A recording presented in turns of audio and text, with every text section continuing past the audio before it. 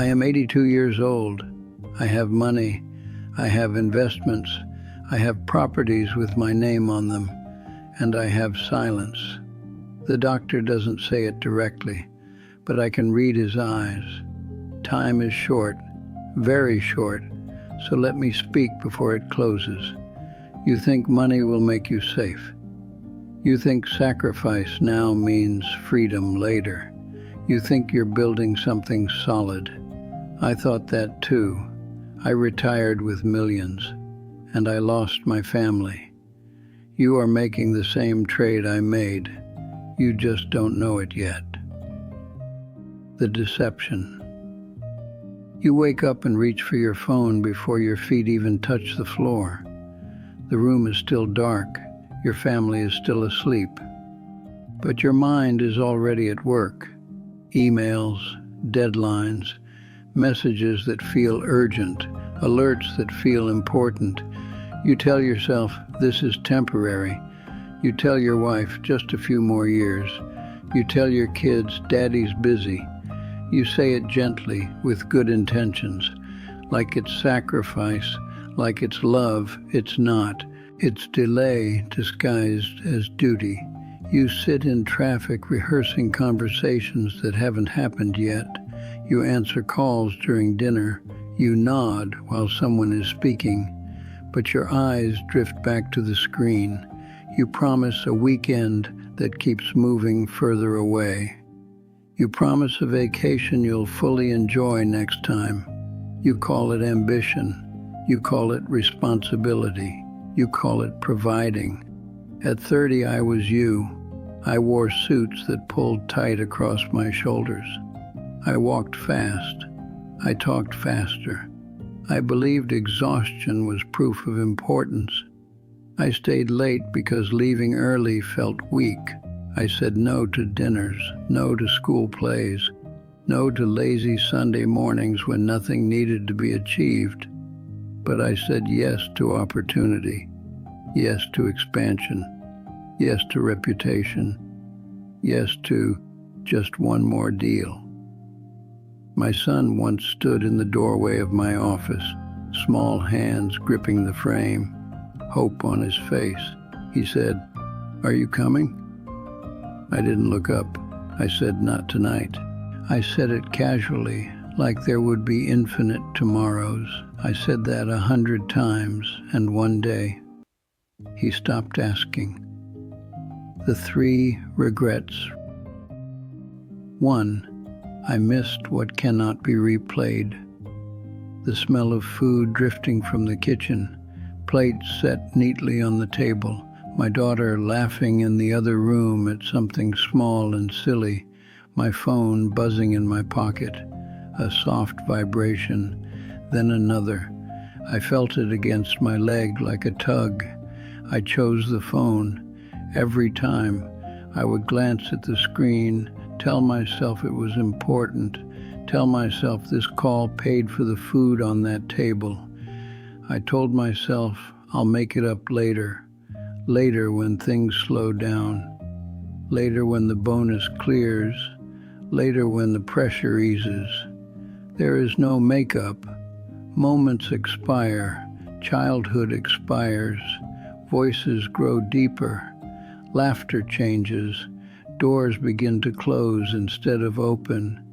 And you don't even notice it happening. Not at first.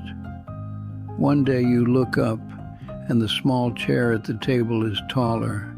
Your child does not need your money. They need your eyes. They need your attention without interruption. Look at them while they are still small, because small does not last, and once it's gone, it never returns. If this sounds familiar, stay with me. Regret. 2. I built a house that echoed bigger kitchen, higher ceilings, better neighborhood, windows that stretched from floor to sky. I remember standing in the entryway the first night, the smell of fresh paint, the shine of polished floors. I thought upgrading square footage meant upgrading life. I was wrong. The mortgage grew, the rooms multiplied. So did my absences. I traveled more, stayed later, came home tired and distracted. I walked through my own front door like a guest, shoes off, briefcase down, mind still at the office. The bed was wide, too wide. One night I opened the closet and half of it was empty. No screaming, no broken plates, no final argument. Just hangers spaced too far apart. Just silence where laughter used to be. Distance does not arrive overnight. It stretches quietly, year after year. A house grows with money. A marriage grows with presents. I funded the first. I neglected the second. Only one survived, and it echoes when I walk through it alone. Regret. 3. I worshipped applause businessmen of the year. Black tie, bright lights, crystal glasses clinking, perfume and cigar smoke drifting through the room, people rising to their feet. They said my name like it meant something permanent, like it would echo forever. I stood at the podium, smiling for cameras, shaking hands that were already reaching for the next rising star. In my hands, I held a piece of polished glass, shaped like victory. It was heavy, cold, precise. I felt powerful, important, seen. For a moment, I thought I had won. I drove home slowly that night, the trophy resting on the passenger seat like a quiet passenger. Street lights sliding across the windshield, silence filling the car. The house was dark, no music, no laughter, no footsteps running down the hallway. My wife was asleep, my children were asleep. The applause had ended, and I was alone. I set the trophy on the kitchen counter. It gleamed under the light. Impressive, meaningless. That trophy is in a box somewhere now, dust settling on it. I don't even know which box. But the look in my wife's eyes when I told her I would miss our anniversary dinner to close something important, that look is not in a box. That look stayed. Your career is not your identity. It is a contract. You are trading hours of your life for numbers on a screen, for recognition that fades before you reach the driveway. If you drop tomorrow, your chair will be filled. Fast. Your job will not grieve you. It will reorganize. But your family will, if they still know you. The realization. It took me decades to see the pattern. Not because it was hidden, but because I refused to look at it. I told myself I was building wealth, building stability, building something my family could stand on. But what I was really building was distance. I was not chasing security. I was chasing validation. I wanted the handshake, the approval, the quiet nod from men who barely knew me. Money gave me control.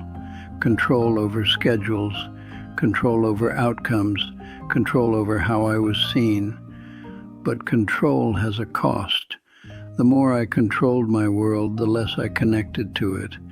Control gave me isolation. Isolation cost me conversation. It cost me warmth. It cost me small, ordinary evenings that never come back. And love. Love does not grow in isolation.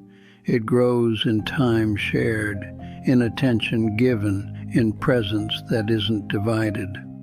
I learned too late that love is the only currency that carries forward. Money stays in accounts. Love stays in people. And only one of those sits beside you at the end. The torch pass. Look ahead. Picture yourself at 82, hands thinner, steps slower, breath a little shorter, room quieter than you ever imagined. The phone does not ring as much. The calendar is mostly blank. Who is there? Is the chair beside you filled or empty? You still have time. That is your advantage. Use it. Do something simple. This week, leave work early without explaining yourself. Sit at the table and stay there. Put your phone in another room. Let it buzz. Let it wait. Look at the people who still choose to sit near you. Really look at them. Call your mother. Ask your father about his youth. Apologize first. Show up without being asked. You do not need to quit your job. You need to stop worshiping it. Money is useful. It buys comfort.